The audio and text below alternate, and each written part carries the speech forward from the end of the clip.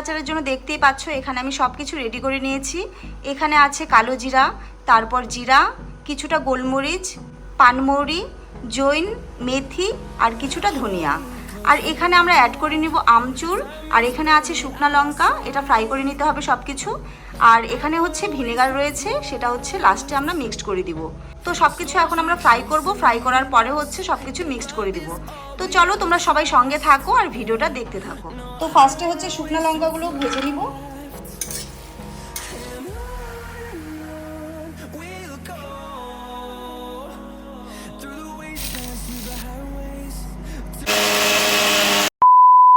Hello everyone, কেমন আছো তোমরা সবাই? আশা করি তোমরা সবাই ভীষণ ভালো আছো। তো আমিও বেশ ভালো আছি। তো আজকে সবকিছু রেডি করে ফেলছি। আজকে আমি বানাবো হচ্ছে আমের আচার। তো যার জন্য হচ্ছে আমার এখানে সমস্ত মশলা হচ্ছে এই যে পেস্ট রয়েছে দেখতেই পাচ্ছ, আর হচ্ছে এখানে রয়েছে আমচুর, আর এখানে হচ্ছে ভিনেগার রয়েছে, আর এখানে হচ্ছে এই যে শুকনো আম। মানে এই আমটা হচ্ছে হালকা লবণ আর হলুদ দিয়ে আমি রোদে 2 দিন শুকিয়েছি, তারপরে হচ্ছে এই আমটা রেডি হয়েছে। তো আসো তোমাদেরকে দেখাই। তো ফার্স্টে হচ্ছে সব আম হচ্ছে আমরা এই বাটিতে নিয়ে নিব, তারপরে সব মশলা হচ্ছে মিক্সড করতে হবে। তো এখানে আমি বেশি আম নিলাম না, তো এতটুকু পরিমাপ নিলাম। তো এখন আমরা হচ্ছে এখান থেকে মশলা হচ্ছে দিয়ে দিব। তো এখানে হচ্ছে কিছুটা পরিমাপ হচ্ছে মশলা আমি মিক্সড করে দিচ্ছি। এখানে হচ্ছে শুকনো লঙ্কা সব কিছু হচ্ছে সুন্দর করে দেওয়া আছে। আর লবণটা যেহেতু আমি আগে দিয়েছি, তো এখন আমি আর লবণ দিব না, আমি সেটা পরে চেক করে পরে আমি লবণ দিব এটাতে, কারণ আগে হচ্ছে শুকানোর সময় লবণ দেওয়া হয়েছিল। আর এখন আমি দিচ্ছি হচ্ছে আমচুর। আমচুর দিলে কি হয়, আমটা সুন্দর একটু ফ্লেভারও আসে আর হচ্ছে একটু টকটকও হয়। আম তো এমনিতেও টক, কিন্তু তবু হচ্ছে আমচুরটা দিলে হচ্ছে একটু স্মেলটা খুব সুন্দর আসে। তো এখানে আমি হচ্ছে হালকা পরিমাপ হচ্ছে আমচুর দিয়ে দিলাম। তো ভিনেগারটা হচ্ছে আমি পরিমাপ মতো দিব, এটাতে বেশি ভিনেগার কিন্তু দেওয়া যাবে না, যেহেতু আমার আম কম আছে এখানে। তো আমি এখানে এই যে এইটুকুনি হচ্ছে ভিনেগার দিয়ে দিলাম, কারণ বেশি দিলে হচ্ছে টক হয়ে যাবে, তার জন্য বেশি দিলাম না। এখন হচ্ছে সরষের তেল দিয়ে দিতে হবে। এখন আপাতত আচারটা বানানোর জন্য আমি এইটুকুনি দিলাম, যদি পরে লাগে তাহলে আমি বয়ামে ঢোকানোর পরেও সেটা দিতে পারবো।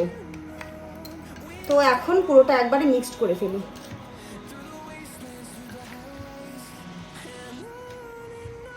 তো হচ্ছে সুন্দর করে এখন নাড়ানাড়ি করে আমটাকে হচ্ছে আমি বয়ামের মধ্যে দিয়ে দিব। তারপরে হচ্ছে কিছুদিন হচ্ছে এটা রোদে শুকোতে হবে, তারপর আমটা হচ্ছে একদম নরম হয়ে যাবে, বেশ ভালো লাগে। আমার তো আমের আচার খুব পছন্দ। আমার তো সবসময় মনে হয় যেন আমি সারাদিন শুধু আমের আচারই বানাই। যেহেতু এখন আমের সিজন, তো এখনই আমি আম পাবো বেশি করে আমের আচার বানিয়ে তারপর রাখতে হবে। তো এটা হচ্ছে সুন্দর করে এখন মিক্সড হয়ে গেল। তো বেশ সুন্দর হয়েছে, একদম স্মেলটা এত সুন্দর না, মনে হয় যেন এখনই খেয়ে ফেলি। তো তোমাদের কার কার আমের আচার বেশি ভালো লাগে তারা অবশ্যই কমেন্ট সেকশনে জানাতে একদম ভুলবে না। আর কি ভিডিও দেখতে চাও সেটাও জানাবে। তো যেহেতু আমার হচ্ছে আম অল্প, যার জন্য আমি এই বয়ামটা নিয়েছি। তো এটার মধ্যে আমার আচারটা হয়ে যাবে।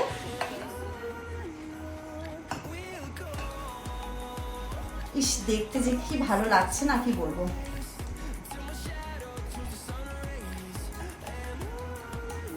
বেশি দিন লাগবে না, এটা হচ্ছে 4-5 দিন রোদে শুকানোর পরেই কিন্তু খাওয়া যাবে।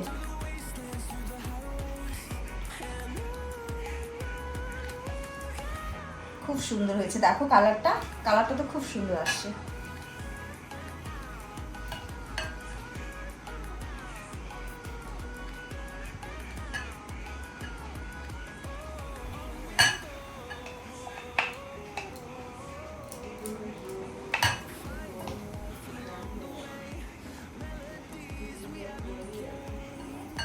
তোমাদের কার কার আমের আচার ভালো লাগে অবশ্যই জানাবে। তো এখন হচ্ছে আমার আমের আচার রেডি।